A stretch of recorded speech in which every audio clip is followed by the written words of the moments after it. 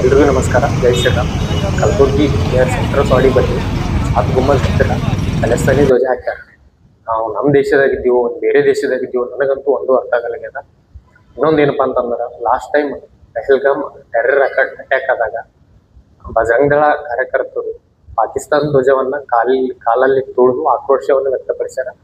ಆ ಸಮಯದಲ್ಲಿ ಅವ್ರ ಮೇಲೆ ಕೇಸ್ ಬುಕ್ ಮಾಡಿ ಬಂಧನ ಮಾಡ್ತಾರೆ. ಎದಕ್ಕೆ ಶಾಂತಿ ಕದಡುವಿಕೆ ಧಕ್ಕೆ ಆಗ್ತದೆ ಅಂತೇಳಿ. ಇವಾಗ್ನೂ ಕೂಡ ಇಲ್ಲಿ ನಿಯರ್ ಕಲಬುರ್ಗಿದಾಗ ಖಲಿಸ್ತಾನಿ ಧ್ವಜ ಹಾಕ್ಯಾರ.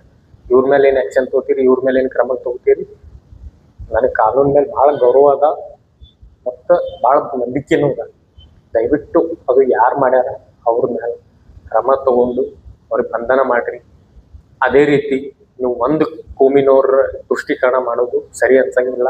ಯಾಕಂದ್ರೆ ಕಲಬುರ್ಗಿ ಕೋಟೆ ಒಳಗ ಒಂದು ಕೋಮಿನವ್ರಿಗೆ ಹಬ್ಬ ಆಚರಣೆ ಮಾಡಕ್ಕೆ ಅವಕಾಶ ಮಾಡ್ಕೊತೀರಿ, ಇದು ಕೂಡ ತಪ್ಪದ. ಯಾಕಂತಂದ್ರೆ ಲಾಸ್ಟ್ ಟೈಮ್ ಕೆಲವೊಂದು ಹಿಂದೂ ಪರ ಸಂಘಟನೆ ಕಡೆಯಿಂದ ಒಳಗೆ ಸ್ವಯಂಭೂ ಸೋಮೇಶ್ವರ ದೇವಸ್ಥಾನ ಇಲ್ಲಿ ಲಿಂಗ ಪ್ರತಿಷ್ಠಾಪನೆ ಮಾಡ್ಬೇಕು, ಇಲ್ಲಿ ಪೂಜೆ ಮಾಡ್ಬೇಕು, ಅವಕಾಶ ಕೊಡಿ ಅಂತೇಳಿ ನಾವು ಪುರಾತತ್ವ ಇಲಾಖೆದವ್ರಿಗೆ ಕೇಳಿದ್ರೆ ಅವ್ರೇನಂತಾರ ಇಲ್ಲಿ ಧಾರ್ಮಿಕ ಭಾವನೆ ಧಕ್ಕೆ ಆಗ್ತದೆ ಅಂತ ಹೇಳಿ ಅವರೇ ಒಂದು ಲೆಟರ್ ಕಳಿಸ್ಯಾರ.